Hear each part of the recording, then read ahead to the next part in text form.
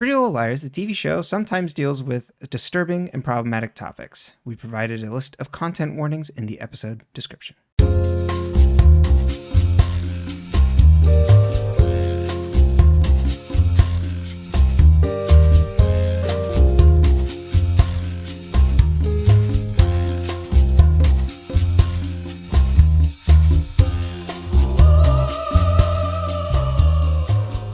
Hello and welcome to Dead Ends. I am Emily. I'm Brenton. And we have 2 new episodes of Pretty Little Liars for you. Mm-hmm. A double homecoming, if you will. Yes. I was very proud of myself when I thought of that when we were watching. Yeah, we wrote that down. Episode title came before we even had to record. Yeah, because we got There's No Place Like Homecoming, and then we have a Homecoming Hangover. Mm-hmm. I love the, I almost said Alice in Wonderland, the Wizard of Oz theme here. There's no place like homecoming, yes, and then there's the clue with the lions and tigers. Yeah. Oh, yep, you didn't catch that? I forgot the clue. Oh, are you ready to take us through what you have, I believe now, and we can dig into it later, proclaimed as your favorite episode thus far? Yes. We've got a big episode summary today, and just brief thoughts up top. If I were watching this show and like recommending it to someone, it would be like one of those things like, okay, get through episode 6 and then you'll know if it's for you or not. Like this is when like we've been taxiing for like the plane. Like, you know, it's been getting ready to like take off. This is takeoff. We got our seatbelt on. Mm-hmm. We've blasted off, baby. Exactly, and we've got the runway. A mystery is afoot. Exactly. Yeah, we officially step into the soap opera. Yes, 100%. Well, and it gets Toby really is our catalyst for the soap opera. Mm-hmm. He really like the introduction of Toby really leads to a the true twists and turns of like we start really playing the who's A game like hardcore with Toby. Yes. And I think it's fun. And I think you're going to really love like there's going to be parts of it you're going to hate, obviously. Yeah, but you're going to love where they go with Toby specifically. Perfect. Cool. I'm bought in on Toby, but I loved Toby. I misunderstood tall. I mean, I think he's tall, but you know what I mean? Like he seems tall. Like kind of fit, like just like high school looking boy who's a little awkward. Shay Mitchell is not short, right? No, I don't think so. Yeah, and he's taller than her, so I assume he's tall. But like, you know, he was my type at that age. Yeah. Like, a little misunderstood, a little awkward, but like smart and like wanted to do. He was like if Jess had been a better character in Gilmore Girls. Yes. Because like Jess was like, I was going to take you to a concert, but I didn't tell you. Toby buys the tickets first and asks. Jess is the loner that people like admire, and then Toby is the loner that people make fun of. And I always went for the boy who was like, you know, I was like, oh, I just feel bad for him and I just want to be his friend. Right. Toby is the the James of Pretty Little Liars. Oh, we going into Twin Peaks, baby. I do love James. I wanted there to be better plot with James, though. I was quite disappointed. No. This isn't a Twin Peaks podcast. We can't do it. We can't do a Twin Peaks podcast because I couldn't finish The Return. It made me physically... I still have to finish it. Like, I need to finish it. But it made me so physically uncomfortable. Yeah. Like, and just so annoyed. Like, I would get visibly... Like, we would say... And this was, like, a good year or two ago. I watched the whole... It was more than that. Wasn't it in 2020 when I watched the first part? I think it was last year. Are you sure? Because I feel like we were still occasionally drinking Prosecco and we didn't really drink it all last year. Yeah, and because I remember having a glass of Prosecco thinking like maybe like I'll just sit down and we'll watch this next episode. And I like had one sip of alcohol and was getting angry. And I was like, we have to stop because I'm going to become a mean person if I finish this glass or if we watch this episode. It'll be interesting finishing it because I only saw it through once the first time, and then seeing the other clips pop up, I'm like, oh yeah, we hadn't gotten to like this clip, and it's not even like a character thing. It's just like, oh, she would hate this clip. I hated it. It was so overstimulating and like in visuals and audios, and understimulating in plot. That's what I think what my issue was. Because it's so slow. Well, and it's not even slow. It's stagnant. Where are we going? Nowhere. We're going nowhere. There's no direction. So he filmed it like an 18-hour movie. Yeah. Why? No one would watch that. Not all of us feel that way, but let's get into the episode. Episode 6. The internet comes for me now. No, there are a lot of people that did not like it. But I loved the first 2 seasons. Especially the first one. Yeah, it's very different. But this is a Pretty Little Liars podcast. So we're going to talk about a show that I feel passionately about. Yep. In the positive sense. Sometimes. Yeah. Episode 6. There's no place like homecoming. Aria's sad in bed and having a dream/flashback of making out with Fitz. I'm assuming it was a flashback. Her friends She's having a memory. Yeah, exactly. Her friends all come over and to help her feel better. Aria says she's not going to go to homecoming, and Spencer tells her not to cut everyone at her. Aria shouldn't cut herself out of her life over her parents. Emily tries to softly help out about the parents, and then Hannah cuts her off and makes matters worse by telling her it's not like her parents are just growing apart. Her dad slept with her student. And so Hannah really just was like, hey, you know what I think there's an issue here. Yeah. It's that your dad slept with a student. Wouldn't it be weird if one of our teachers slept with a student? Pretty much. Like Hannah was just like, you know what? Situational irony, that's me, bitch. Oh, she's really good at that. I think that's her character. I think that's the entire show. It's just Hannah just being like, hell yeah, we love it. You love Hannah. I love Hannah too. She's great. It's my favorite part of the show. Spencer announces that Alex, the ball boy, his name is Alex, everybody. I mean, you were all calling him ball boy last episode. He has a name. I forgot. I didn't know he had a name in the last episode. I didn't either. Alex is going with her to homecoming, and that he's a boy from another school, so everybody needs to be nice to A him. beefo. Exactly. Emily says she's going to go stag, and Aria agrees to do that as well. Spencer says they should go together, and Hannah once again turns to her and is like, oh, it would be okay like if you went with whoever you want to go with. And nods at her, and Emily's like, you're being weird. Like, Hannah, you good? Hannah then opens a fortune cookie out of the Chinese food they got, and the fortune inside it reads, lions, tigers, and bitches, oh my, there's no place like homecoming. See you there. Signed A. Spencer tears open all the fortune cookies, and they all have the same message. What if they had all had different messages? So here's what we know. A works at a Chinese food restaurant. No, A can somehow infiltrate a Chinese food fortune cookie company. Exactly. Yeah, that is true, actually. It's much higher up. I don't think A has time to do service work. No, they're working. Yeah, they're planting messages at the factory. There's the entire town has these messages. Sean then is talking to a girl and off screen, and says that his parents are going out of town and that he's finally ready. Then the camera pans to reveal that it's not Hannah, and it's actually part of a skit as part of their abstinence club that they're a part of.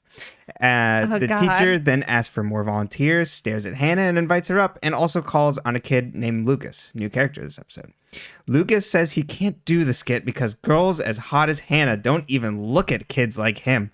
And then he continues to talk about how hot she is, but in a very nice way, not like oi oi oi boing boing boing. It's just but this effervescent beauty could only deign to come down from heaven for our class, and she would never talk to a peasant like me. And then he talks about exactly, but then he, as the court jester, talks about how he is nothing and lowly, my lord, and that he spends his nights playing We Alone. He then throws off the skit to make a joke, as even Hannah laughs. Aria is walking down the hall and gets rebuffed by Fitz. Emily sees Maya in the lunchroom. How awkward do you think the class is? Is he not calling her if she raises her hand? Right, exactly. Or does she just not go to English class? Oh, I think she doesn't go to English class. It says she skips, but I can imagine being like, anybody want to say something? Mr. Fitz, I think you suck. Anybody? Yeah, the one guy in the background. No, he's been properly cowed, actually. Probably dropped the class. Emily sees Maya in the lunchroom. And Maya says, she hasn't seen her in a while. And Emily says that she's been busy and things, and we're working with her friends on Allie's memorial. Maya says, sure, okay. Emily asks if Maya's going to homecoming. Maya says that she's not going. She don't dance. And that, hey, they should catch up sometime. Emily says, sure, but I gotta go. Spencer runs up on Hannah in the lunchroom and asks Hannah to infiltrate the therapist and get the supply, Jenna's file. Spencer does some completely uncalled for shit talking on Toby and says he bought 2 tickets to homecoming. Something along the lines of he's never had a date, and he just bought 2 tickets. Mona arrives at the table and asks Spencer if she's bringing the country club towel boy to homecoming, calls him Cinderfella. Hannah. I mean, okay, if someone had called you my Cinderfella, wouldn't you have been like, well, I would you had more money than me, so that's not accurate. Cool. I don't think Alex would care. Yeah. And that's and you know what Alex can do? Alex can dance. We'll get to that. And cook. Yeah, I mean, things were getting hot in there, and it wasn't just the grill. Hannah orders Mona away to retrieve her food. How dare you talk back? with sprinkles? Exactly. Why don't you go make yourself useful? She doesn't say that, but dismisses her. Spencer says, I really hated that. And Hannah says, hey, Mona's actually okay. No, she's not. She finds out later. We all have these blind spots in high school. Spencer sees Toby, and Toby's shirt accidentally lifts up, and there's a tattoo that says 901, free at last. On his chiseled side ab. Exactly. On his lower ab. He may be a weird boy, but that boy works out. His 1, 2, 3, 6th ab. Toby walks over to Emily to walk to class. He asks if she wants to hang out tomorrow. She says, actually, I'm going to homecoming with my friends. And he's like, oh, I was hoping you'd rather go with me. And she's like, oh, I don't know. Is that your scene? And he's just like, I have a scene. I'm sad and I listen to the Smiths and I'm neurodivergent. Emily says, I don't think that listening to the Smiths alone in my room is a scene. And I was like, that was my moment. Exactly. Emily's like, well, okay then. And he's excited. This is editorial by me. This can only go well. Spencer is painting set decoration when Alex walks in. Spencer says he's 20 hours early, and he's like, oh, I just wanted to ask what you were wearing to prom so I can get a suit to match. And homecoming. She starts, homecoming. Apologies. Don't worry, we're going to have prom. Yeah. I wrote prom in this note. This is the beginning of the year. Good God. First couple weeks of school, really. Yeah. She gets weird about him spending money and is like, no, you don't need to do that. And he offers money for the ticket and she gets weird again. And he eventually smooth talks her, puts the money in her pocket, and it's just like, I want to spend my money on things. And things seem good between them. It's cute. Hannah sees Maya in the hallway awkwardly, like stops her awkwardly. Maya's like, okay, why are we talking? But makes matters worse by saying that Emily would really like you to come to homecoming. I bet she'd love to see you there. She would not. That is not incorrect. That is not incorrect. Every time Hannah starts to do this, I think of George Sr. Oscar in Arrested Development of, yes, your real father. And it plays the music. That's what I feel like Hannah's going, right, with the person you want to go with. So a fun thing to note about Hannah as a character is that Hannah is going to do things like she's going to have I have a plan. They're never going to work out. I think we should just acknowledge that right now. Love it. I mean, maybe every now and then they do. I can't quote the entire series, but I'm going to say that 9 times out of 10, it's not going to go well for Hannah. Right. Jenna sits alone in the garden and Toby comes to pay his respects and apologizes for being late. Jenna asks if Toby was talking to Emily and asks why he's doing this. Jenna says he's only fooling himself, and if she finds out the truth, she'll hate you. Hannah is in her espionage scrubs and tries to break into the therapist's office. They have cats on them. Exactly. That's how good a disguise it is. It's currently being painted, and the painters dismiss her, and she eventually leaves and clicks the door lock in so it'd be unlocked for her to come back. Aria and her debrief about how she couldn't get the file that day, but that she's going to go get it over the weekend. Hannah tries to heart with Aria about her parents' divorce. Hannah calls out Aria on already seeing someone, and Aria covers really badly, but Hannah thinks it's a guy from Iceland and says it's time to dump the long distance a beef I don't never mind. I was gonna say a beef boys from another continent. Time to dump the long distance dude. It's homecoming time. A band, who we found out were the 2 a.m. club, plays on stage as Aria arrives and finds her friends. Mona takes a swipe at a single Aria, How the Mighty Have Fallen. And this is me. I wrote that Spencer tells her that it's her turn to work the beanbag toss. There's a beanbag toss at homecoming. They have all kinds of attractions. It's like a carnival. Yeah, it's pretty wild. You didn't have a raffle for a Toyota Camry at your homecoming? No, this wasn't the mall. Spencer sees that Melissa is at her homecoming, which is weird for a 22-year-old to do, and walks over to her. Melissa said she's there filling in as announcing the homecoming king and queen. And Melissa's like, hey, I know about the stolen essay. Spencer's like, I already told our parents, and they said a retraction would be embarrassing, and that I'm sorry. And Melissa says, no, you never are. Hannah absolutely. Hannah and Mona get their picture taken by Lucas, and he introduces himself to Mona, who shuts him down. She practically goes, ew, weird. And then he walks away. Mona asks if Hannah actually talked to him, as this was the guy who was bullied by Hannah and Allison. God, thank you. Bullied by Allison, and had like a gross nickname for him. That is a term, like an old outdated term in Slayer for intersex. Hannah defends him, and Mona says they have a reputation to protect, and I'm not going to end up being dragged to the bottom again with you. Aria arrives at the beanbag tossed and sees Fitz, and he's not happy.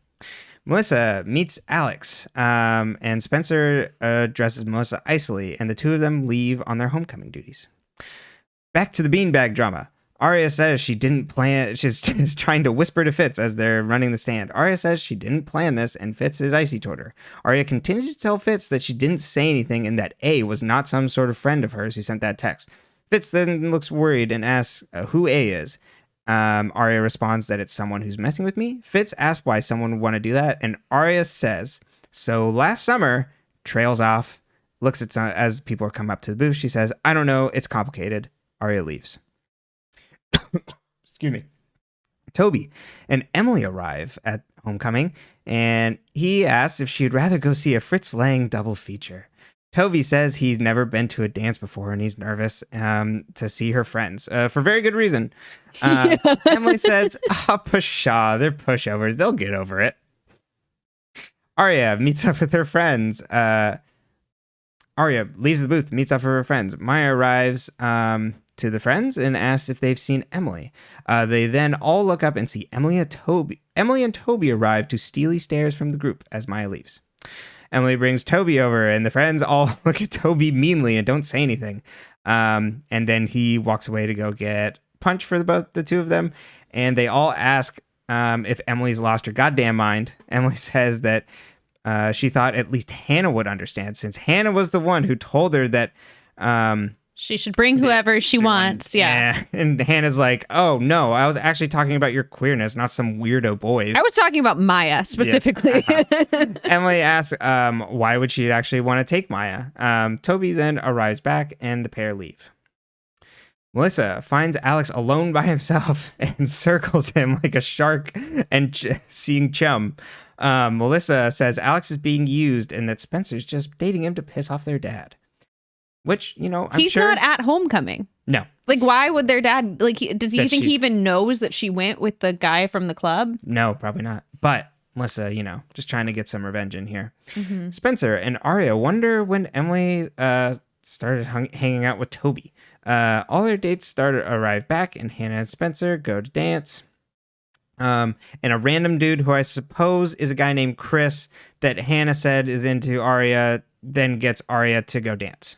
Oh, I didn't notice that. Yeah, it was just a guy, so he was kind of like, I caught that, but I thought I was like, oh, they just brought a random dude over, and she had mentioned a Chris, so that would make sense. You're so smart. Thank you. It's not important. Cut to the band. You don't know what's important in this show, and that's what's important. I don't remember who's important. Right. Cut to the band doing some sort of boy band song, and cue Emily's reaction of, did they get the Lonely Island to play? Well, it's because they had the no. Uh-huh. Like, well, someone else is singing like a pop ballad. It's like how ballads always had like weird talking in them. This is good stuff. Thank you. I think I'm funny. Spencer then pulls all of the girls away, and tells them all, tells Hannah and Aria that Toby's tattoo is the date that Allison disappeared. Hannah goes off, then leaves the dance to go get Jenna's file, and has Aria cover for her with Sean. Alice asks Spencer if they want to go see a fortune teller, and she's like, no, not really. But then she sees Toby and Emily walk over there, and she's like, great, actually, we should. Aria tries to distract Sean, which doesn't really work. And he's like, she's going to get ice again? Is there a heat wave going on in here? Sean, king of the dad jokes. Yes. But he's like huffy. I love that you put your hand on your hip. He's literally, huffy. Literally, that's what he does. He's like hands on his hips, like, where did that wife of mine get off to? Is this like you critiquing me for having too many glasses in the kitchen? No. Yeah, it's exactly like that. Our third empty water glass. Lucas sees Hannah leaving the dance and asks why she's leaving since she's the homecoming queen. And she's like, well, why are you leaving? He's like, I was only here to take pictures and to vote for you. Hannah asks if he'll drive her, and he's like, oh, of course. Yeah, I was going to go home and watch something with my parents. Oh, Hoarders. Spencer and Alex get their tarot read by Gypsy from Gilmore Girls. It was Gypsy. Spencer is distracted until the tarot reader says that Spencer will be taking care of someone. She's like, wait, what do the rest of the cards say? Sean is mad about Hannah leaving, and then Aria's like, why don't we dance? And he's like, oh, okay, that sounds good. Emily... He's like a golden retriever with an attitude. Absolutely. He's like, okay, that sounds fun.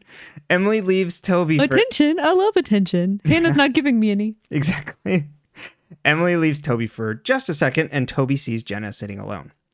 Emily goes to Maya and asks what Maya told Hannah. Maya said, no, I didn't say anything, and asked why Emily isn't with her date. Emily says, hey, Maya, I just needed some space or whatever. And Maya says she's giving her space to come to grips with who you are, not to hide it. Maya asks Emily to look her in the eye and tell her that she has no feelings for her, and then she'll leave her alone, and Emily can't do it. And Maya goes, and walks away. Fitz walks around the dance like a creepy hawk and sees Aria and Sean dancing, and then he creeps away sadly. Also, what high school English teacher doesn't know what couples are dating? Yeah. He didn't look at that and go, oh, she's dancing with her best friend's boyfriend. What a shitty teacher. The teachers at my high, this town has 8,000 people. Yeah, well, people should know. He might know, but this is when we'll get back to well, it's just in a sec. But I think that's where the realization sets in. Tarot continues until a card gets flipped over with writing on it that says, kiss bye-bye to your BFF. And the tarot reader's like, what the hell is this? And Spencer is shocked. And those were also the world's biggest tarot cards. Yes. Like you could have used those, like when you have like teachers have those flashcards with the alphabet on them, like they're like that size. I was thinking to land planes. And Alex is like, what? What is this? You didn't get the landing card, so you gotta do it again. It's very funny. Alex sees this, but never follows back up on it. Yeah, never mind. Well, because he's just like, oh, that's odd. Like I would assume that came from the tarot deck or the tarot readers. But the reaction from Spencer and then her acting weird, you couldn't go like, was this because spooked? what was written on the tarot card, not like you're actually just using me. Yeah, but Melissa planted a mean seed in his head, and he's a high school boy. That's right. And he's a boy from another school, so he's not in his element. A public one. I think this school's public too. It's just in the nicer neighborhood, I guess. Fitz walks away angrily down the hallway, and Aria runs to catch up with him, and says she knows it's over, but doesn't want him to hate her. Fitz then replies with some all-time things here. He says that he doesn't hate. He could never hate her. He hates himself for asking too much of her, and that he can't be a full person for her. He can't take her out to the movies. He can't take her to dances. I'm taking you away from being part of your peers. I can't. Pretty much, he's like, I can't be in public with you. I can only offer you my apartment and some movies. Why can't you take her out, Fitz? Why would that be a thing? Why can't you be that person to her? Oh, that's right, because you're an adult and she's a child. Why is that illegal, Fitz? Good Lord. So my favorite thing about this is that, like, in periods of time in my life, I have dated boys that then would tell me things like, I'm just not good for you. And I'm like, no, you're just stupid. Like, This case, it's both. Yeah, like I'm like, well, There are two unfortunately, things. yeah, this one there's some legalities involved. No, the audacity. But of it's the scene. like boys at this time, I think that was like it was a trope that they were taught to believe. Yeah, totally. Like, but it's being deployed here for it's very it's more nefarious than normal. Rather than just being like, oh, he's getting in his own way. Yeah, it's like, well, I can't do all these things for you because I'm just not good for you. And I'm like, not that, like, you're it's literally illegal. you're literally not good. You're grooming. Fitz said he knew she'd be here and he didn't get the haircut for Mrs. Lanningham or whatever the other teacher's name was. Lanningham is from the West Wing, and how dare you drag her into this hot mess? Yeah. Mrs. Lanningham deserves better. Hannah and Lucas arrive at the therapist's office, and Hannah asks him to wait outside while she infiltrates the therapist's office. Emily is in the lunchroom alone. Toby walks up to her and asks if she's okay. She nods no, and he asks if she wants to talk about it. And Toby says, hey, why don't we go up to the chem lab? It's quieter up there. No. If this wasn't Toby and we weren't watching the show, and if I didn't know where I was kind of going, never do this. This is not good advice. Why don't you just stay there? It seems quiet enough. Or stay in a place that's loudish so people can't overhear you because other people are talking. Yeah, never go up alone. Never go anywhere alone with a boy. Alex asks why Spencer seems distracted and like, what's going on? And Alex is mad and says, oh, maybe his work is just done for the night. Hannah calls Spencer on her phone and he's like, whatever, you can just answer that phone. It's more important than me. And she's just like, 1 minute. Do these boys not look at their MySpace top 8? It's like, you're not number 1, babe. Yeah. Picks up and it's Hannah and says she can't find any Jenna Marshall in here. And Spencer says, why don't you check under Kavanaugh? And then Hannah's phone dies. Melissa approaches Spencer as she's looking around for Alex. And she's like, hey, Alex left. Spencer asks, what the hell did you say to him? And she's like, not much, Spencer. You screwed it up yourself. Which is a lie. Yes. Hannah instead finds a Toby file. Emily and Toby arrive in the chem lab, and Toby asks if she wants to talk about whatever's making her upset, asks that if whatever's making her upset has to do with Maya, and then asks Emily if she came with the wrong person to homecoming. Damn. Emily says maybe, and Toby says, hey, I understand. Emily asks why he's so nice, and Toby says he's also done things he's not proud of and closes the door behind him. Melissa is announcing the homecoming. And they start giving him, this is when the creepy music keys in. Like they're yes. like, let me make you think that Toby is absolutely going to murder her in this scene. Absolutely. Dark light. Once again, we are lighting his jaw. Like it's very dark, yes. Very cut. He went from looking like a normal human being to a monster. It's excellent. Melissa is announcing the homecoming king and queen. Yes. And this is when I keyed in that the raffle was for a Toyota Corolla. And I was like, what? Even though there's an earlier scenes where where Melissa tells Alex that he should buy a raffle ticket because it's a really nice car, which preceded me to write down, I need to go back to high school. Please. My car is dying. It is dying. If anyone knows a good car for sale, let us know. Please. Or a homecoming raffle I could enter. We should go to a mall. Yes, we should. Every day so we get that Tesla or whatever all this. No. Don't they usually have the Tesla or like the BMW one, and then they have like the one that people who like aren't wealthy can afford the taxes on? Yeah, that's true. Hannah calls her friend, calls all the friends over except for Emily because she's up in the chem lab. Bids goodbye to Lucas. Sean sees this as he gets announced for homecoming king and looks sad up there all alone. It was so embarrassing to win homecoming king all alone. I mean, it is a little embarrassing in high school for sure. Hannah and from his perspective, he doesn't know what's going on. Well, no, but I just mean like you went for something and won it and got nominated for it, and so did your girlfriend. That doesn't mean you were both gonna win. So like, why were you expecting her? You know what I mean? Oh, because she wasn't there, and it's he embarrassing. Didn't know where she was. Hannah and her friends then enter a hall of mirrors to talk over things. Hannah says the therapist was not for Jenna, but for Toby. And that Jenna was called in once to see how she felt if Toby came home. Toby was still there in Rosewood when Allison disappeared. We have a flashback. Allie says to Toby that she saw what he was doing. He says it's not what it looks like. Toby says he's never looked in Allison's window, and she's like, I looked in yours. And she says, she says that he's going to take the full fall for all of this. Otherwise, people will know that Jenna and Toby are doing it together. In the present day, the friends all agree that this is bad enough for Toby to want to get them up in the chem lab. Oh, I do want to mention, like, they're not related. They're step siblings, but they're not related. No, you know what I mean? Like, we don't know when their parents met or got married and all that. And like, in Gossip Girl, I believe, and like many other shows, like couples would date and then the parents would date. You know what I mean? So it's really like, I'm like, okay, but like this town just talks. Like, is that the theme here? Well, no, I mean, that would still be it'd still be a big thing. Yeah, like, but he was already not very popular, I assume. No. People cross the street when Toby approaches. Right. Exactly. We'll get to that later. Episode 7. But carry on. Yeah. Emily's phone is ringing in Chem Lab. Toby asked her not to answer and that he wants he wants her to hear what happened last summer from him. The friends then say they all have to go find her and run out of the Hall of Mirrors as the camera pans around to Jenna in the Hall of Mirrors. Emily says Toby is scaring her, and Toby tries to stop Emily and says, hey, I just want to like be open with you. Like, why can't I be open? Emily then freaks out, scratches him, pushes him into the beakers as he looks absolutely stunned.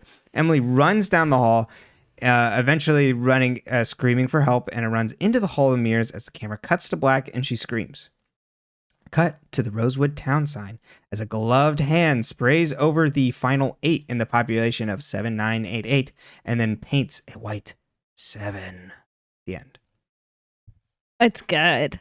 It's good. Yeah, it's good. It's really good. It's soap opera messy. Like, that's what I mean. Yes. Like, it's not like it deals with like a because like the step sibling thing is like just creepy enough. Like, it's very teen drama-y. Yes. Mm-hmm. Like, without being like so like where you're like, oh God, no. Like, right. Exactly. Yeah. There's a line. It's a taboo that you would be able to hold over someone that is weird, but it is not going the full. Yeah.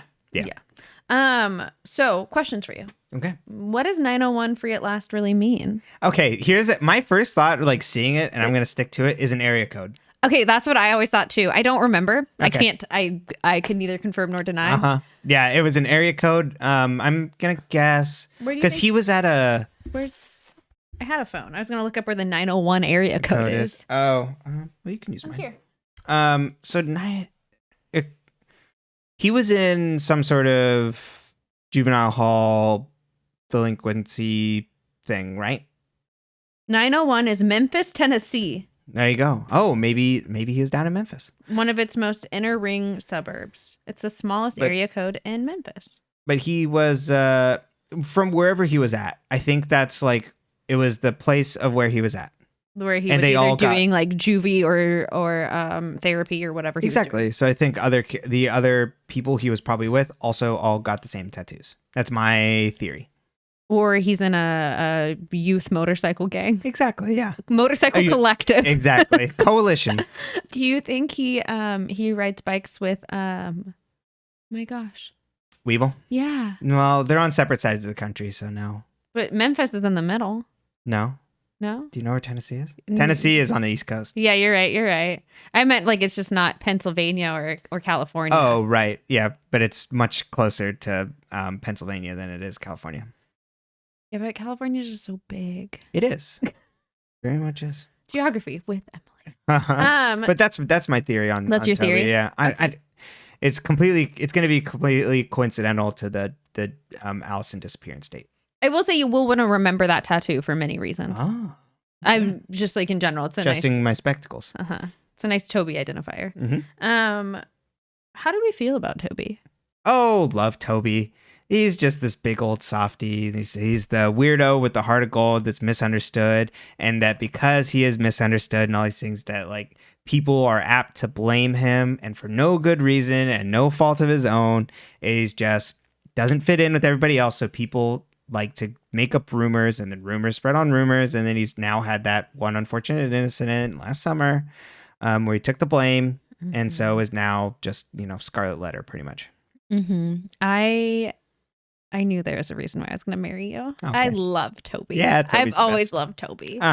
Oh my god, when he gets pushed into the beakers, I can. He looks so offended. He looks so sad. It looks like. He's like, I mean, He looks like Frankenstein's monster as Dr. Frankenstein tells him to get lost. Like, go, get out of here, you monster. And he's just like, whoa. Yeah, Yeah. I love Toby. He's sensitive and doesn't understand. Why am I an outcast? Yeah, no, I love Toby. Yeah. Toby was always cool. Toby's important to me. Yeah, Toby's cool. I like Toby. I like Toby a lot. I don't remember where Toby ends up. Can't. I'd have to replay the whole plot. Yeah. Okay, so let's go over to Lucas. Mm-hmm. Oh, Thoughts? just what it. He's fine. He's not. Do you trust him? Yeah, so far. Okay, I do too. Yeah, I did. He. Like you trust Toby, and it's obvious. I was like, do you trust? Lucas? Yeah, We exactly. don't trust Ezra. But here's the thing exactly with Lucas, he's so unassuming on purpose and everything that like it's just It feels strategic. No. Oh. Yeah, that he's just like rolling along, like and he's very incidental to everything at this point. So like, I have no reason to like not trust him. And he's just kind of like that, like the goober like kid he's not in drama in this, but he's wearing the bow tie. He does the photography, and he's like, oh, I just like hang out on my own. I would have been friends with him in a class. Mm-hmm. You guys would have had you could have been his lab partner. Yeah, exactly. It would have gotten along just fine. Yeah, he's got like the humor thing, but he's just not enough of a character yet. It's all just like defined around like, oh, Hannah, I love you. Yeah. Oh, I can't believe you'd speak to me. Sean. We're on Sean countdown. How many more episodes until we never hear from Sean again? God, I mean, it's got to be a few more. No, probably longer than that. I'm going to give him 6. 6 more episodes? Yeah. Couldn't tell you. I have no memories of Sean from my first. Okay. And I've watched this first season many times, I feel. But it's been a long time. Probably 7-8 years.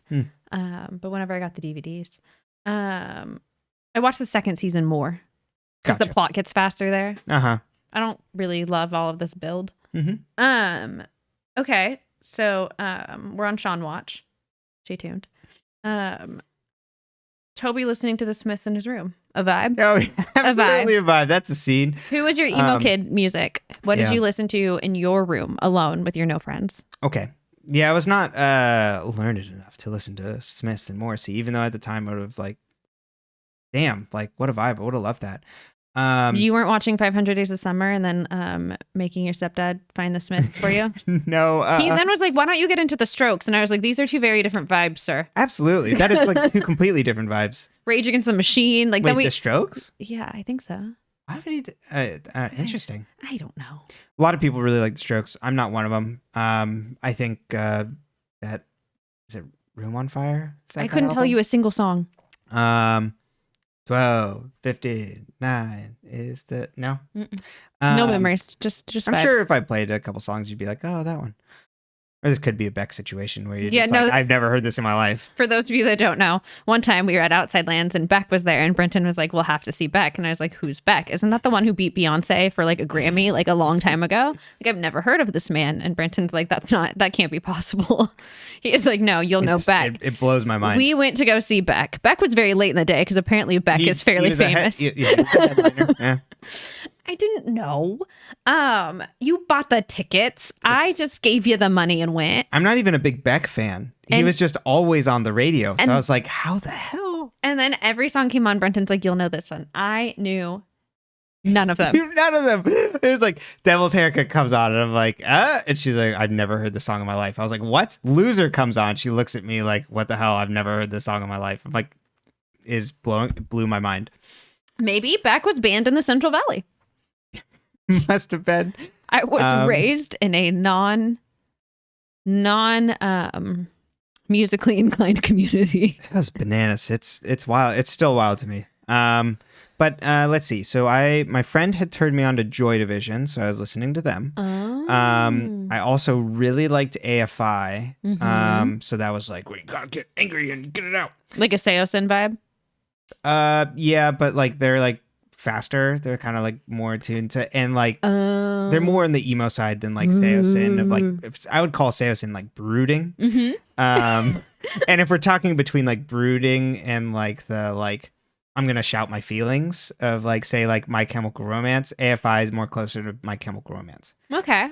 And My Chemical Romance from Three Cheers for Sweet Revenge, and that was also in the rotation.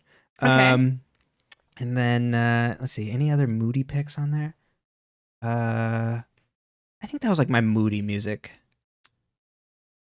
Because like I listened to other music, but like that wasn't the vibe for those. So for me, it would have been any sort of like pop punk boy group that had like a good ballad or two, you know, any really. There were also like, you have to think like I was not only moody about men, but I was moody about the feminine condition. Yes, absolutely. And so there was I think it was a Sarah Bareilles song that was about like the princesses being like done with men. Like that was very good. I loved that one. When you first asked me this question while we were watching the show, I did blurt out "Big Girls Don't Cry" by Fergie. I almost stand by that, but I don't really. You know what I mean? Like but I'm like, that feels good. Like I would do that. I listened to a lot of A Fine Frenzy. It was kind of my artsy girl music. Okay, I don't know that. I analyzed the song like "Bird of the Summer" for an English class once. We had to do songs because we were studying poetry. That's really fun. That's a good assignment. Yeah, and it's a cool song because it's very cyclical. It's like, and then you soon discover if birds of the summer fly in circles or just fly away. It's very beautiful. I'm trying to think what else. Like any like, you know, Michelle Branch, Vanessa Carlton, like moody stuff. White Houses by Vanessa Carlton, which I believe is about losing her virginity and being a dancer. Oh. It's like an exceptional song. It's an exceptional song. Got it. Okay. I'll make you watch the video too. She dances in the video because she was a professional. I think she studied at ABT or like one of the New York City ballet, you know, like one of the ballet studio schools, etc. I don't know. Could have been Juilliard. I really wasn't paying that close of attention. But that was also a good one. You know, that was really it for that. Trying to think what else I listened to. I mean, you know, not moody, but in dance class we listened to a lot of Styx. Styx was our warm-up music. So funny. Our pre-warm-up, yeah. A gathering of angels. The sweet Madame Blue. No, the whole. Well, I mean, with "Come Sail Away" is not really great for that because there's like 2 minutes of buildup of them just like. But it was like because like before you do bar, you kind of want to like stretch out a little. So we did like a pre-warm up to our bar, and that was usually like when we played that, or like someone would bring in music. Did Styx also do Mr. Roboto? Is that Styx? I think so. Yeah. We had a vibe. Styx is really funny.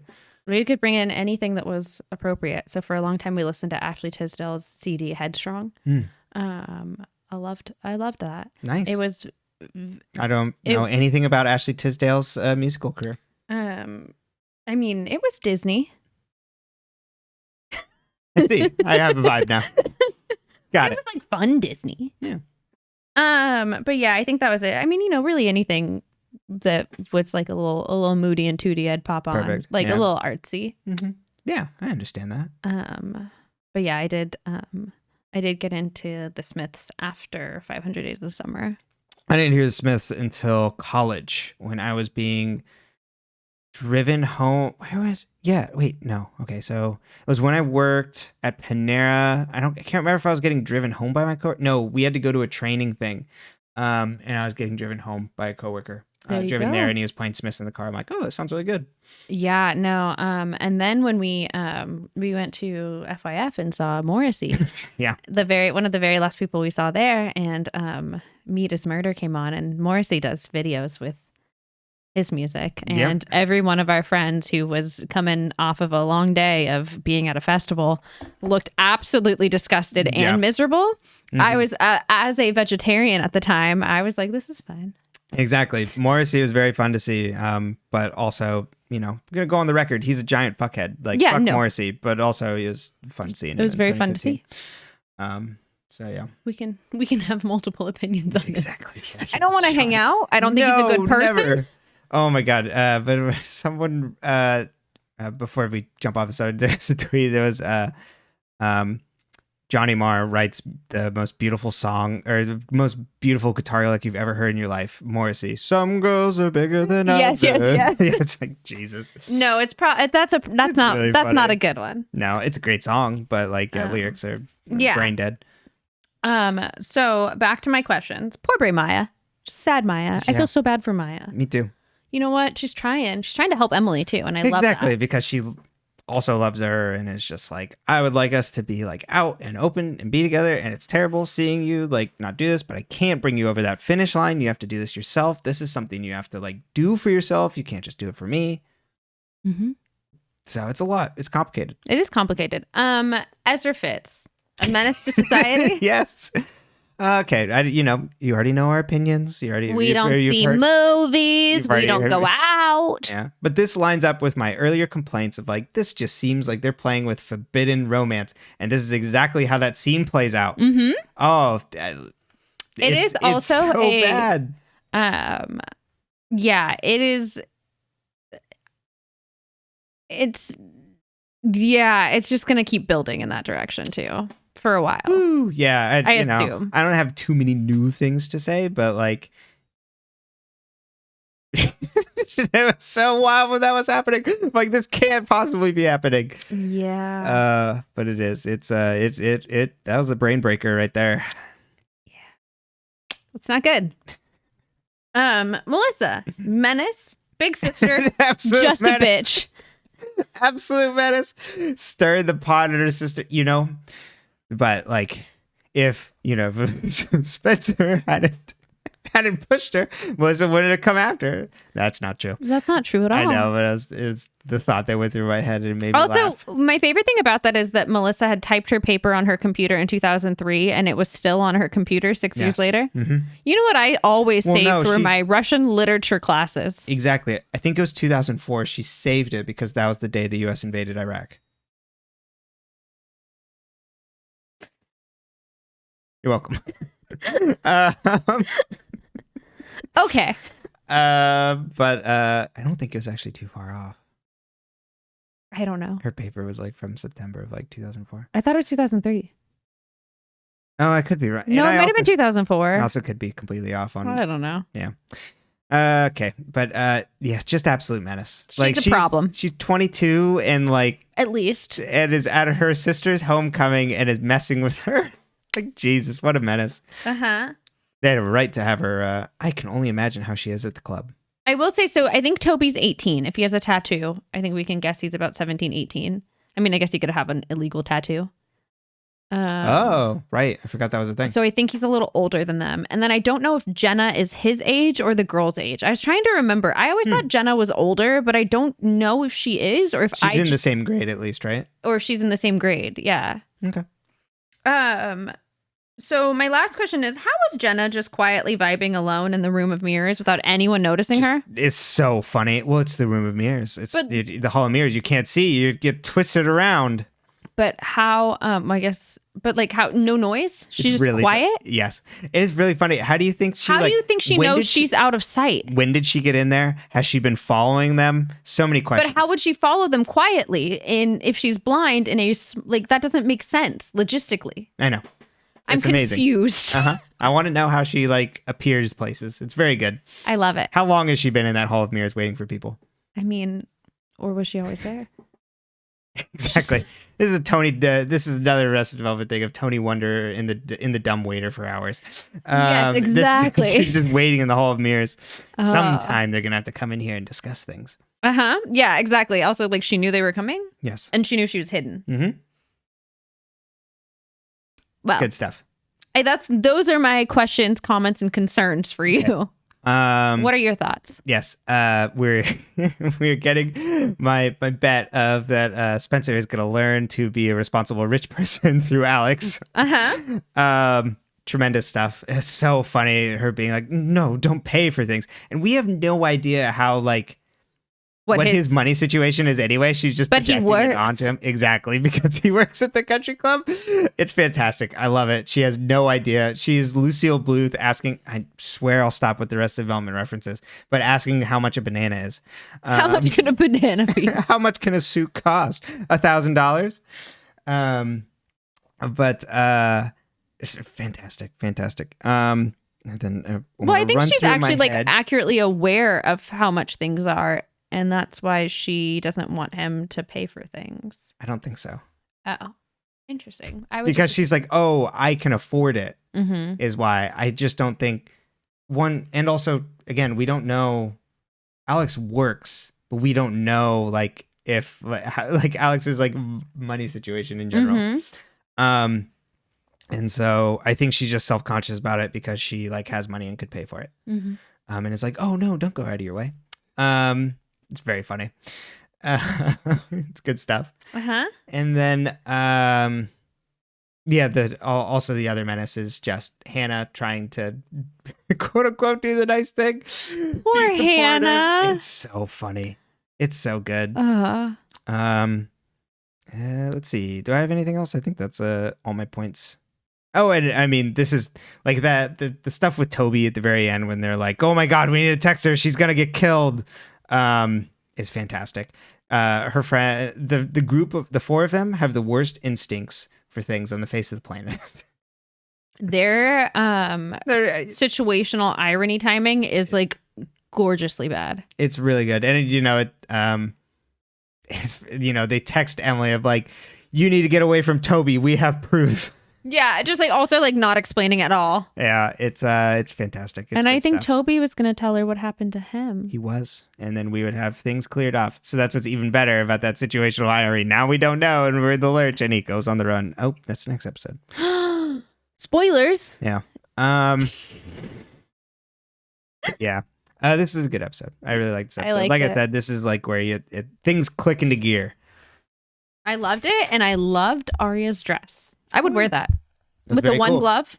And it's she was the most like what I would not associate with Prom out of everybody else. Homecoming, Jesus. Homecoming is like usually shorter dresses and like more casual. She was still like, her shoes were very fun too. Also, like the peep toe, really high heels. She wasn't wearing those, but everyone else was. I was like, damn, that was 2010 and my feet hurt looking at them. My toes feel tight. Barefoot on the couch. Episode 7, The Homecoming Hangover. We open on an empty hallway and three friends looking for Emily. Spencer turns on the lights, but they start to flicker and decides that she wants to steer away from the horror movie vibes and promptly turns them off. Fair enough. Aria calls Emily's phone and they see it ringing outside of the chem lab, and the trio finds the bloody scene. Toby drives away with Emily knocked out in the backseat of a car with a bloody head wound. He arrives at the hospital and looks concerned. We open the next scene on the raffle prize car outside of Emily's house and police coming up behind it.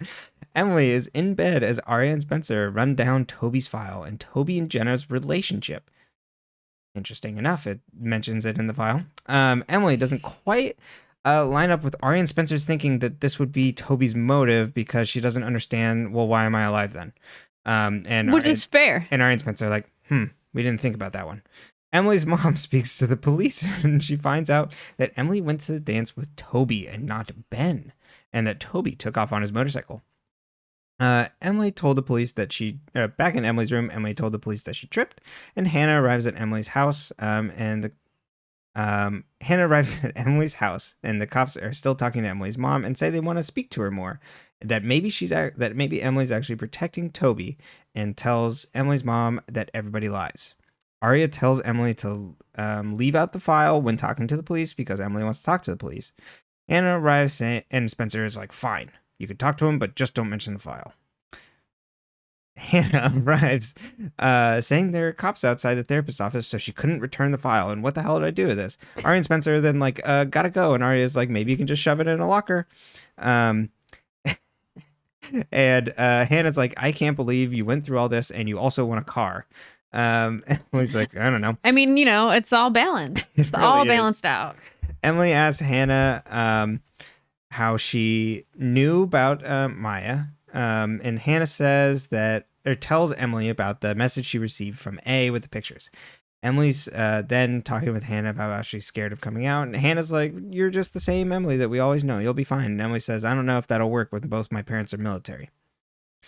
Spencer wanders around the country club and approaches Alex in the back of the kitchen when he's on food prep. He said he got called in to do food prep because a ton of people got fired. But why did they get fired, Brenton? Do you remember? Because it turns out the laundry service was doing more than just like towels and sheets or something like that. Mm-hmm. I loved that. Spencer asks him to talk. A fellow coworker comes up and is like, you need to get out of this kitchen because of health codes and I don't want to get fired. And Alex says it's okay. And they huff away. Alex says he'll give Spencer one more chance as long as he can plan the entire night of their next date. Cut to Fitz's apartment and his phone ringing until an answering machine picks up and Aria leaves a message. Ella walks in. Then we cut to Aria in her room and Ella walking in to hand her a package which is full of flowers. Mike then walks by the room and asks if his mom is going to come to the lacrosse game, and she says no, that wouldn't be a good idea. Aria then reads the note from the flowers and is immediately disgusted to find out that it's from Sean. I mean, her face in this, A+. It's like, really funny. It's like she got a sour. Yeah, she's like, ugh. Emily wakes up hazily in her bed and sees that there's a German Shepherd there, and Jenna's in the doorway delivering cookies. And Emily's mom says, hey, it's your friend that I'm like really weird about. Yeah, like I know you're not friends with her, but I let her in your room. And her mom acts like super weird. Well, but she knows because she knows Jenna lives with Toby. Oh, there you go. But Jenna's blind. Like, so she acts weird around her? I feel like they all do. Yes. The mom especially is just like, okay, you weirdo. Well, but then Jenna's rude to her. Yes. Jenna dismisses her to go get milk. Emily asks Jenna why she's here. Jenna says she's worried about Toby and that Emily might be the only person who knows where he went. Jenna's afraid of what Toby will do and what the police looking for Toby's file would do. Emily says she thought she'd be relieved with Toby gone because Spencer had said earlier that Toby was probably pressuring Jenna into hooking up. Jenna says Jenna then keys in and goes, oh, your friends told you about the file already. And Jenna says that Emily needs to keep quiet about it and that she's already kept quiet about a lot. So Emily needs to go get her the file. Who has that head injury and is in her bed. Exactly. Go get it for me. Fetch. Lucas is at the computer photoshopping Hannah when Hannah walks in, and Lucas continues to fawn over her, as is the, their traditional conversations. Sean then arrives, and it turns out that Hannah and Sean were taking reshoots of photos for Homecoming. Emily tries to call Hannah, but Hannah doesn't pick up. And then Emily's mom comes into her room and takes Emily's phone away so they can just hang out for the day. And then they just sit there and read magazines quietly. Yep. Awful. Awful. Awful. Has that happened to you before? Not quite like that, but it's just like well, why don't you put your phone away? Like family time now. It's forced family time is not a good idea. Mm-mm. Hannah and Sean then retake photos from Lucas. Sean continues to freeze her out and look grumpy in the photos until Lucas gets him to smile. Like a grumpy toddler. Exactly. Oh, let me see your smile. Let me see your deeps. Emily's mom says she wouldn't have let Emily go to Homecoming with Toby because people cross the street when they see him coming. Emily says he's just misunderstood, and Emily's mom grills into her and asks, did he try to pressure you into anything? And says, what will people think if they are hanging out together when they're seen together? Emily's mom says she needs to start being honest with her and herself. And if only she knew the half of it. Lucas continues to take photos. Sean shouts at Hannah for being made a fool of and leaves. Byron walks into Aria's room and says, hey, Mike did well, but the team lost. Aria asks if he's leaving, and he's like, I wouldn't leave, but your mother did ask me to leave. I don't understand why. He said he's not going to move in with Meredith when Aria asks him, and Aria is like, well, why aren't you fighting for her? It's like... Aria, you're dumb. You're taking the path of least resistance by not fighting for her and this family.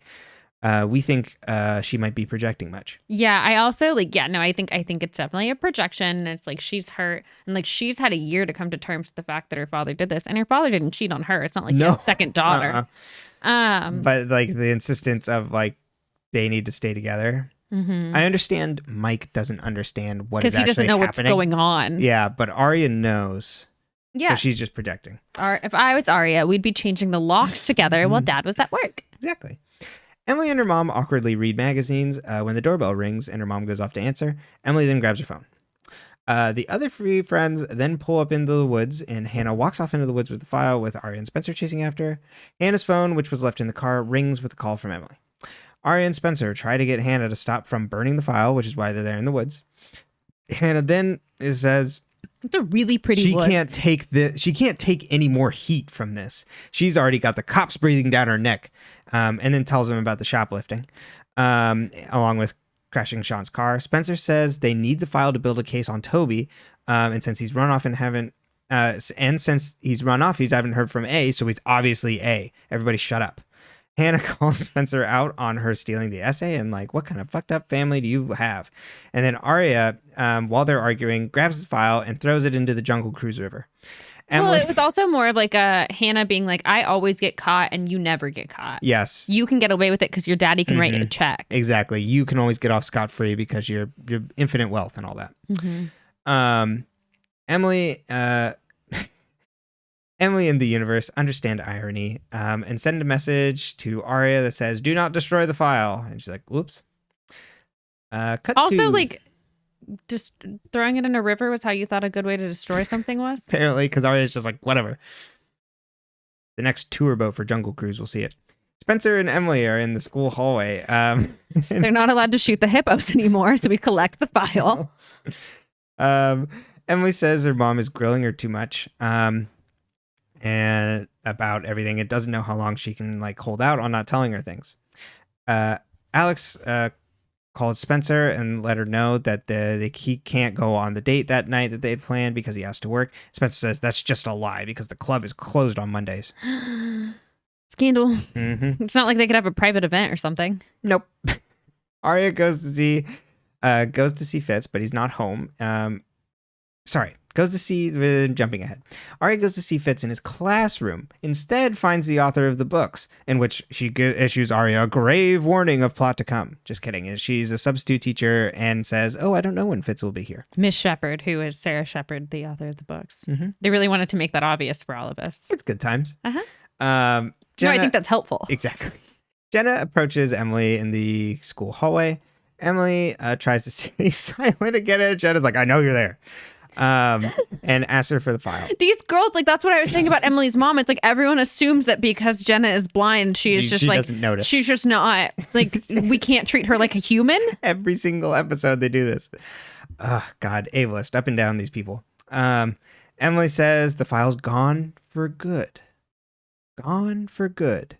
It reminds me of Raiders of the Lost Ark of top men. And that Jenna doesn't need to worry about it. And Jenna says, I hope you're not lying. Hannah visits Lucas to approve photos for the yearbook, and, same thing happens.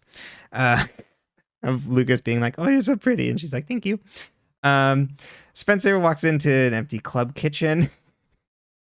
And until Alex walks in, and he's just like, oh, you thought I was lying, didn't you? We're actually making a big breakfast for the club tomorrow.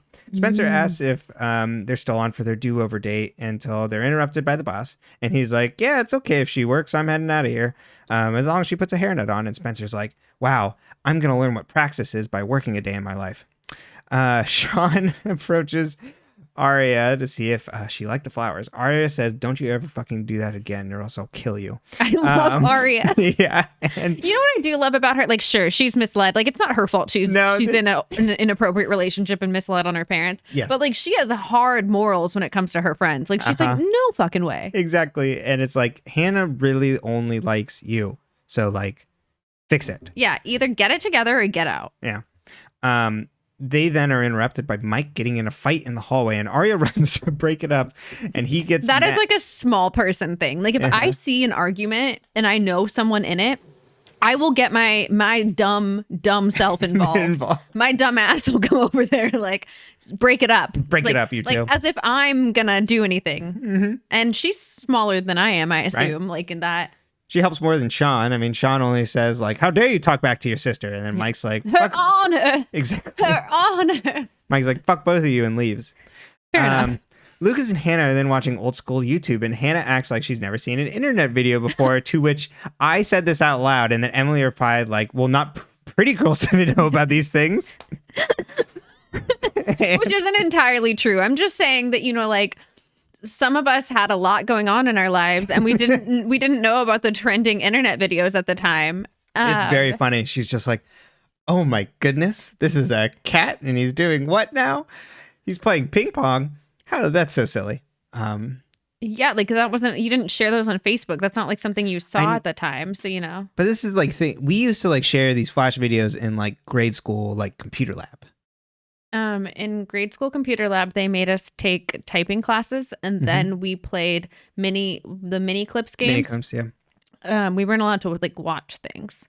See, we did mini clips, but like there were ways that you could go watch it. We weren't allowed to. And then one time my 6th grade teacher tried to show us one of those videos where the car's driving and then the thing pops out, Oh, God. And he was like, Emily, do you want to come see this? And I was like, I heard the last set of kids scream, so I'm not going to do it. Yeah. And I think, it's like, my mother works here. Do you remember that?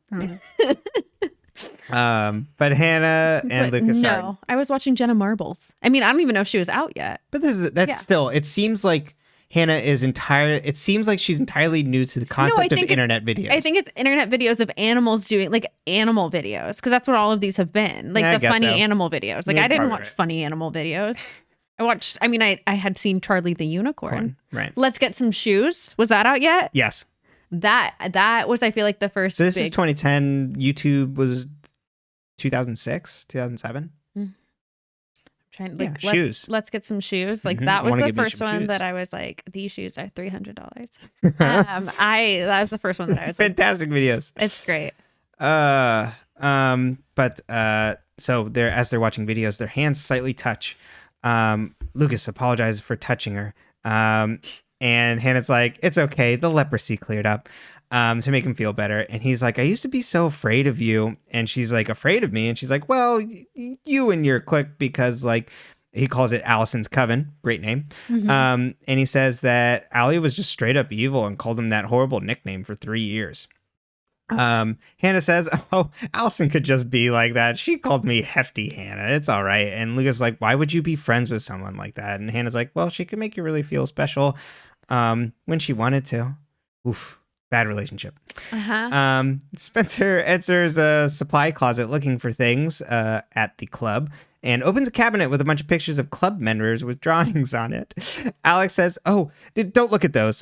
This is like something the staff does to blow off steam. Spencer's like, is this what people think of me with the horns and the goatee like a devil? Drew a devil horns on a picture of Spencer. Right. It was their bitch board. Exactly. And everyone sees me and then she walks off. But then, so I looked at this board and I believe the one of Melissa. So he was like, oh, you weren't on here before. So I'm assuming that the woman that she made mad when she went in the back. Yeah. I'm assuming that's what that means. It's fair enough. Yeah. She was behind. Why are you in the kitchen? Yeah. A club member just throwing around their weight. But anyway, Melissa's, I'm pretty sure it was just like a mouth bubble of her saying something. And I'm almost positive it just said, I'm pretty. And I was really like, good. All right. Like I wouldn't be offended. Sure. Yeah. I've been called worse. Yes. It's just very funny, Spencer, realizing like, I had no idea the help could think of us this way. Or I am the good rich person. How could people that's see me what like it is. This? It's like being the good white person. Exactly. Same but different. No, I loved it. He does this nice little like worker bee, queen bee analogy. Yes. It's beautiful. I'm a big fan of Alex. Me too. It's really funny. I love Alex. Emily, I wonder what he does now. Oh yeah. I don't know his name. I'll have to look him up. Yeah. Emily approaches Maya after class. Emily says everybody's going to be seeing the photo of us kissing everywhere real soon. This doesn't get followed up on. I had forgotten about it by the end of the episode, and I was like, oh, the Chekhov's gun didn't go off? Like, I mean, probably future episodes, but Maya says, like... Well, wait, why would she... Just because she knows that A sent it to Hannah? I was assuming that like because she thinks it's she was Toby. either gonna like be open about it or that it was gonna be spread around. Yeah, I don't know, because it seemed like everybody's gonna know soon. So I was assuming she was gonna do something of like, everybody's gonna know now. I'm gonna share the picture. This is my girlfriend. But it didn't get followed up on. Yeah, so I was I don't just know. like, what does this mean? I don't know. I had forgotten about it by the end of the episode. That's fair. Maya's like, well, I don't really care. You were the one that was actually like worried about it. And Emily says like, hey, I actually miss you. I want to be with you. And like, I want to be open. And Maya wants to know how she'll know that Emily won't flake again. And Emily says she's being honest with herself. She's being honest and being honest with herself now. Byron and Ella storm the halls of the high school. Byron asks, hey, maybe we need to sync up and like put our problems on the back burner. Like, let's not think about me. We should be thinking about the kids. And Ella's like, are you out of your mind? Of course I'm thinking about like your affair. And Byron's like, well, I don't want to move out. And she's like, well, the kids, like, we need to stay together for the kids. And Ella's like, well, they'll get over it. They're kids. Like, and you need to leave. It'll be much worse if we pretend like we're just like, okay.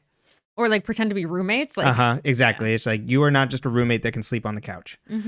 Aria arrives at Fitz's apartment with no answer from the door and pulls the key out from under his doormat and enters to a phone ringing. The answering machine picks up, and it's from some other school that says, we're so excited for your interview.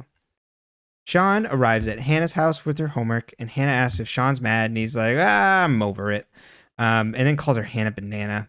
Hannah shows Sean an internet video, and he's of a chicken or turkey riding a snowboard. Yeah, turkey riding a snowboard, and he said, "Well, our Almighty Father in heaven never intended for turkeys to ride snowboards. Please turn that chicanery off, and let's get back to this is obviously edited." Yeah, he's just like, this isn't funny. Sean has no sense of humor. Not at all, especially for 2010. You're a teenage boy, Sean. Those are stereotypes. I apologize. Yeah. But back at the club, Alex cooks food as Spencer decides to come back, and it's just like, do you think of me this way? And he's just like, well, why don't you come over here and we'll salsa the music playing, and then they salsa and they make out. He can dance. Yes, he can. You can tell because when he goes to grab her, he's already popping the hip. Doing the And I was like, oh no, he's gonna ready? dance. And that's when I realized that he was supposed to be playing a minority. Yeah. I was like, oh, I think maybe they were trying to show diversity. Aria then reads Winsburg, Ohio, which is a book that was given to her by Fitz.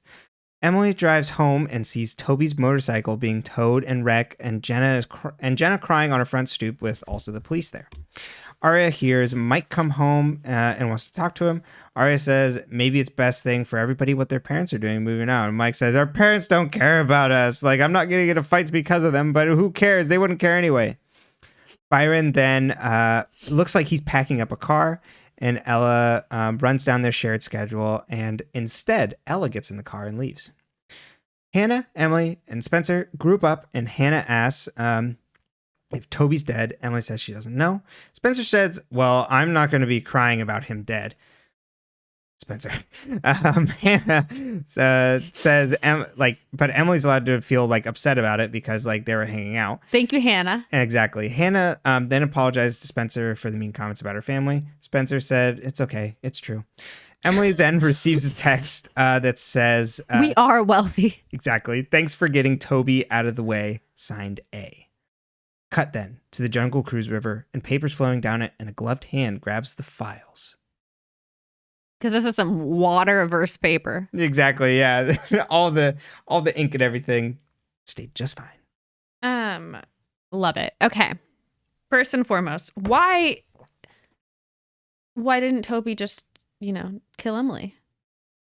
Yeah, because he's not A. Yeah, exactly. He's not actually. Yeah, he's, like I said, like with Frankenstein's monster analogy. He's not a monster. He's just misunderstood. What do you think actually happened to Toby? Where do you think he is? Yeah, I have no idea. I can't remember. I zero clue. So he took off on his motorcycle, went to go find somewhere, maybe go stay with someone he knows, but then like, I don't know if he like got caught up in something and like, so had to go like maybe he's like helping someone on the side of the road and then his motorcycle got run over when a car came by or something. I don't know. But I love this angle because it feels very Pretty Little Liars. I don't think you're right, but like Yeah. I respect it and I think it fits. Here's the thing is Toby does something nice. It gets misconstrued as something otherwise. How long do you think Toby will be around? Oh, we'll be gone? Or like, I mean, like, do you think he'll come back? Like, do you think Yes, Toby absolutely. will be around? Yeah, Okay. yeah. Toby's gonna come back. And then I don't. He'll probably be gone for maybe the next podcast. Episode will not have Toby in it, but it'll be back by the next one. So like two episodes gone. Yeah. Fair enough. I don't remember. I have Aria's face reading that note from Sean. Just like Fantastic. I just want to just the entire interaction with her and Sean this episode. Yeah, she's just like, what the fuck, dude? Exactly. No wonder she's trying to date her teacher. Like, right, exactly. You look at the lineup at the school; it's not great. I don't know. We didn't get to talk to Chris though. How's Chris? We did not get to talk to Chris, but Aria's not interested in Chris. No, actually, yeah, we forgot to mention that. She's like, oh, I had no idea he was into me, but I'm not interested. Yeah. How do we feel about Lucas and Hannah? Like, do we like this? Do we not like this? Do we think it's okay? I'm not super into it. Mm-hmm. It's because it's so like one-sided of like fawning versus like, and she's like oh, he's like a nice person to hang out with and stuff, but like it's I don't know. It's not. You don't see any chemistry there. He's just kind of like talking to a wall almost because they're not talking about anything.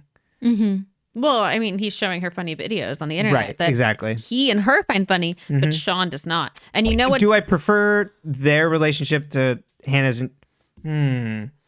In a healthy way, yes, but in a plot way, no. Because you really like your abstinence class. Yes, I want more.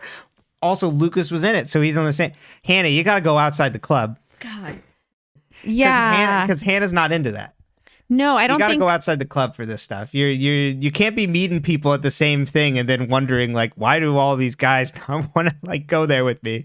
Well, I don't think she's thought that about anyone but Sean. That's true. I don't think she sees Lucas as like as a romantic. That's what I'm saying. But if it's like down the line, but what was he doing there? He didn't really seem. Maybe he has parents that want him in there. Yeah, or it's like he needed maybe it was to take photos for yearbook of the Christians. He didn't have a camera. He was asked to volunteer. I don't know. Interesting. Yeah, we didn't get a follow up on his beliefs. Or is he just there because Hannah's there? He's just been following Hannah for a long time. I don't know. Yeah. Okay. How do we feel about Alex and Spencer? Oh, fantastic! This is good stuff. It especially like her like melting down of just like, but wait, I was the good one. I'm not like them. Mm-hmm. I love it that she has to do like some soul searching of like, wait, but like, am I like them?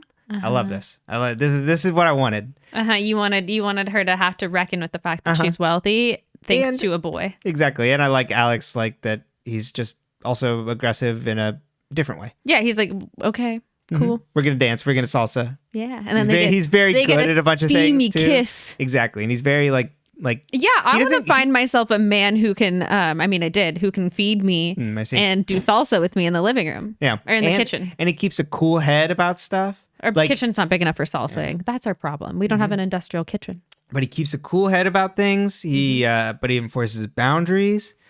This kid's emotionally intelligent. He is. I like him a lot. Okay. Shadow, Jenna's dog. No, very cute. Love that dog. So cute. Yeah, I'm like, oh, this is a fantastic scene. I'm gonna let you in on a little secret right now. I don't think we ever see Shadow again. We haven't seen him before. I think usually Toby's her kind of guide, and because Toby's not there, she's using Shadow. So do you think Toby just left her in the garden and then came to pick her back up? After the dance? No, and before the dance in the last episode where she's just sitting in the garden. I don't know. Well, he walked her home in that one. That's true. Okay. And then we have Emily's mom and her fear of an 18-year-old boy named Toby. Yes, no, but this 100% lines up for me. Like, this is like parents. But he's never done any. I mean, like, Well, because think he did the thing. Exactly. But he's allowed to live with Jenna in the home, so it can't be that bad. But also, people talk, including parents, and he has a mark against him. So, and then other people are talking. So that's where she's like in a bubble where Emily's mom did not care about appearances. It might be a little different. But this is also, people talk. People have talked about him. People literally, as she said, cross the street to get away from this kid. So, like, yes, I'm like, this totally, like, of course, there's that kid that's just, but like, marked. No one told her that they'd seen Emily eating with him at a cafe in town. I know, that's what I'm saying. It's a small town. Exactly, but this also goes against, like, where was Fitz? It still gets me all caught up. Fitz doesn't live in town. But he does. I thought he lived by Hollis College, and he. But then how is he biking around town, running around town? Maybe, is he driving in and doing these things? Yeah, or maybe he like lives like far enough away that, like, you know what I mean? Like, he like. I think so. I think this. I feel like he lives in town. Okay. And he, for whatever reason, the show doesn't key into that this small town people talk, that would pick up on all these little things. Yeah, I guess also like until it's plot convenient. But he is also in like he's in an apartment. Yes. Which is like, it doesn't look super fancy. Yeah. It's less about the apartment, and it's more about like Aria going to see her teacher do a reading at a bar. Oh, I assumed that wasn't in town. Interesting. Yeah, I still keep thinking. I think these things are in town, and when it's plot relevant, Pretty Little Liars will key in and be like, now they saw Emily and Toby. You know what I mean? It was only a matter of time kind of stuff. Yeah, exactly. There would be one episode where, like, someone happens to actually see them hanging out together rather than like the billions of other times. Got it. Yep. Does Aria expect her mom to stay with her dad? Yes. Why? I don't know. I don't either. It's bananas. I think maybe it's setting her up as like a hopeless romantic character. I guess so, yeah. That it's like, hey, you can work this out. And I think she's projecting a lot onto her dad because he did a bad thing, and she is ignoring the infidelity part and is like mapping it to just the student. So then, like, if he's wrong, then she's wrong. Mm-hmm. Fair. Maybe. It's okay. I accept. So, but yeah, that whole thing of like, Byron, just the worst. Yeah, you don't get to stay home just because your kids are having a hard time. You know why they're having a hard time? Because of you. Exactly. He listens to his daughter like, I do need to fight for her. And mom being like, well, then I'm leaving. Also, like, you're too young to get it, but let me take your advice. Awful. Make it make sense. And then also the irony of him telling Aria that she's just a coworker when Meredith has literally told Aria, you can't stop this from happening. Yeah. Aria could be like, hey, Dad, she's real. Meredith is a menace. And then last but not least, my favorite, Maya and Emily. Yeah, good times. Maybe for a moment ahead. Mm-hmm. But once word starts getting out, it's going to be bad for Emily.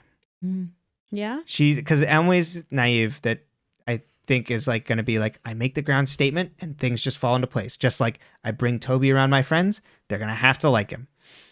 So I think that's what's going to happen. I like it. It. They will have some bliss until like we hit some really rocky roads with authority figures in Emily's life. Do we think Maya will be around for a while? This first season, at least. And then do we think Ezra will be around for a while? Yes. And then do we think, so you know Toby will come back, or you believe Toby will come back in your heart of hearts? Yeah. Also because I know. There was no body. And like soap opera rules, if there's no body. Not dead. Not dead. Yeah, I know Toby. Even if there is a body. Exactly. Soap opera rules. Who else? We assume Sean will leave soon. Do we think Lucas will be around for a long time?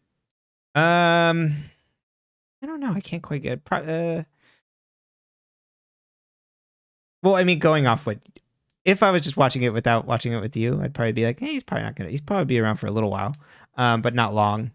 But you did mention, I think, that he's like around for a little bit. I think all the characters come back in at different, you know what I mean? Like unless they die because it's a small town, like eventually like they're like in the flash forward, it's like they run into him at a bar, you know. Oh, I see. So don't take that as anything in particular. Oh, okay. So I'd say probably not that long. Not that long. And then Alex. Are we gonna keep Alex? I hope so. He's fair. Yeah. It's good times, but no, it can't end happy. It's got a Romeo and Juliet itself, you think? Yes. But, you know, with them both living. Which is a fair thing to point out because people are going to say, I mean, they already took off who died? Who did die? Yeah. Who do you think died? I don't know. See, I don't know. I forgot to mention that last episode with the spray paint. I have no idea who died. Or are we supposed to assume that Toby died? I don't think so. I think we're going to find out that someone else did. Okay. Yeah. Because Emily didn't, obviously. Mm-hmm. Yep. I think we're supposed to think it was Emily or Toby, but I don't think it's either. Yep. Someone's body's going to like wash up and we're going to be like, oh my God, it's this person. Who do you think it's going to be? I don't know. Or do you think it'll be a new character? I mean, why bring someone in to kill him? Who's missing? Well, they might not be missing yet. It's a soap opera, honey. No, but I meant like, is there any characters not like proclaimed missing, but we haven't seen since? I don't think so. So maybe Meredith. Exactly, maybe that could be Meredith. Probably a new character. No, and also I think Hollis is not in town, so yeah, probably a new character. Yeah. Well, I don't have any good guesses otherwise. Next week we can find out who died. Maybe. Yeah. I don't know. Yeah. I don't even know what the next 2 episodes are called. I haven't looked. Mm-hmm. I haven't either. Well, anything else you want to visit from this episode? Yes, Spencer. Other problems with Spencer. Her convictions are so funny to be like the one steadfastly on Toby and just being so wrong. Mm-hmm. She's so sure of things and so sure of herself. So it's like fantastic to have her out of like all the heads. Like, so she's the one that is just like, well, it's got to be Toby. It's absolutely Toby. He's a menace. Both these episodes, she just talks shit on him up and down the street. Just completely uncalled for no reason other than like Allison in the past had said like he was creepy and looked in on windows. But she just digging into him everywhere. Mm-hmm. And then it's just so wrong. But if you're like talking about our like in terms of like flexibility and openness on like what theories could be and like thinking about like who A could be, Spencer is the most rigid and just in general. Which is like a fun thing. She's like, this is it, and this is the facts, and this is the end. She's the one that I like the least, like out of like personality wise of like, would she be my friend? She would be the one I align to the least, but she's probably like my second favorite just because she gets like just her like stuff is so like black and white, and then the times where like it flips on her head, she's always wrong. Like lately in life, and it seems like she's hitting this point where like her instincts are failing her. So it's been fun. Or her skill set, really. Yes. I think she's not listening to her instincts. Oh yeah, that's true. So then, okay, so if she's your second favorite, number 1, Hannah. Yeah, absolutely. Who's number 3? Hannah cracks me up. Aria, then Emily. I was always a big Aria and Spencer fan. Yeah, I loved all of them. Hannah's great, but Emily are almost like tied for third for me. You know, they could probably switch on the day. I feel like they don't give Emily a strong character at the beginning. No, and I want to say she gets to be more than just like one particular plot point soon. Yeah, they both each have things that I like. I feel like Emily is too much, a little bit of a blank slate, or like too much of a like. Because I'm just nice and can kind of be a little bit of a pushover. I'm passive because I'm not comfortable in who I am, which is a great thing to point out in a teen show. Like I actually really like the idea that like, you know, that's something to like think about as a person, but it is less memorable in that aspect, if that makes sense. Like you don't think about that as much. and so she's like and I like I think the plots with her are good, but I just don't think like her as an individual character quite stands out as much in them. And then Aria, I think, is defined so much by other people that it's just like, okay. But I like the times in which she like shuts down Sean and things like that, and is very like self-assured. Her own character. But like all of her stuff are defined by the men in her life. Yes. Yeah. That is unfortunately, I believe, a theme with Aria that makes me unhappy for right now. Yeah. That's good. So yeah, that's why she's farther down the rankings. Hannah's just wild card, so it's a good time. Yeah. No. Yeah. I like it.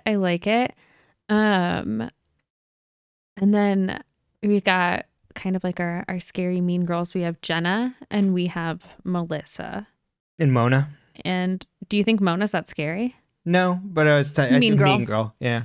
Who do you think is like the scariest of the mean girls? Like who? Oh, Jenna. Jenna? Yeah. More so than Melissa? Yes. Because Melissa only wants to ruin Spencer's life. Yes. That's fair. I'm just like, damn, cold. Yes, absolutely. That's fair. Yeah, no. I am also afraid of Jenna. She knows things. Yeah, she could just ruin you. But even if she didn't know things, she'd be the type of person that could just like say something and just probably devastate you. That's very Allison of her, from the Allison we're being painted now. How do you feel about Allison now that you've heard of her from other people's perspectives and reactions to her? It still seemed, much more, we're getting a lot more negative stuff. The shit with Toby and the shit with Lucas. Awful. Bad stuff. And Jenna. Yes, and Jenna. And Hannah. So, yeah, she was really shitty towards people. So... She could make you feel very special or make you feel like you were nobody. Yeah, that's devastating. I do love, we keep pointing it out when we watch the flashback scenes, like it's like a 13-year-old girl yelling at like a 20-year-old man. Where she dresses down Toby. And you're like, damn. So good, yeah. But I mean, like... This junior high student is like dressing down this 20-year-old. And so she does it well. Yeah, she does a good job. She does an excellent job. I'm afraid of her. Yeah. Like, I'd be like, yeah, you're a little scary. Yeah, of course. Oh, no, I'm not like that. But, you know. Okay, I love it. Anything else you can think of from this episode that you want to revisit? No, I just wanted to mention the Spencer stuff. So, secrets that still aren't out yet. So, now the girls know that Hannah stole. And Spencer essay. They know that. No one knows about Ezra. Nope. No one knows about... Ashley, Hannah's mom, and Wilden. But Emily now knows about Hannah receiving the message. So we have less secrets. Yeah, not all the friends know about Emily and Maya, but just Hannah does still. So that's still with the intention, I think, that the rest will know soon. Yes. Because yeah. And then is there anything on Spencer's side? I think Spencer's is pretty free and clear at this point. I think she's got all hers out in the open with her friends. Do they know about Ren? Yes.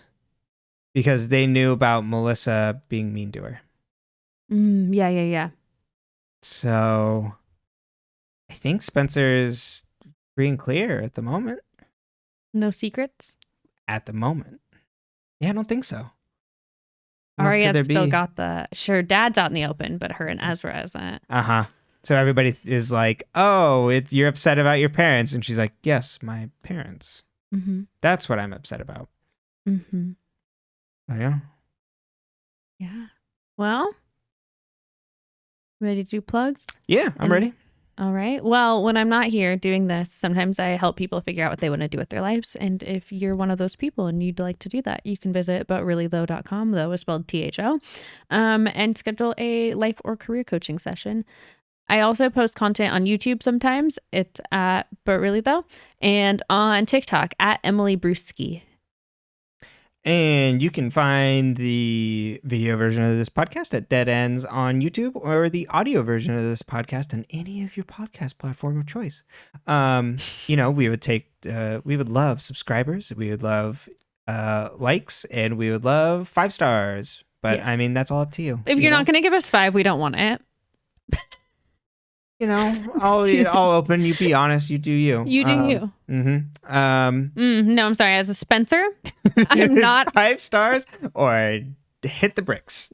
No, you can leave whatever review you feel like. And then. But if you give us a thumbs down, I'll cry. You can find my blogging musings on things at burgerdiscourse.com. Your thoughts? You can also find us doing our Let's Plays over at my YouTube channel, Burger Discourse. We are playing through Kingdom Hearts, Rechain of Memories. All right. I think that's it. I love it. Should we just link our link trees in the description on the YouTube video? That way people don't have to remember the things we said. Or at least on our page. We could put them on our page too. Yeah. We'll do that. There you go. That'll be up by this time. You can find all of our things. Yep. Including this. Exactly. Which you're already here. So welcome. Welcome. You are here. Yep. And goodbye. We love you so much. Yes. Kisses. And we're still here. We don't know anything, but we will soon. It's cute that you think it's soon. At some point. Maybe.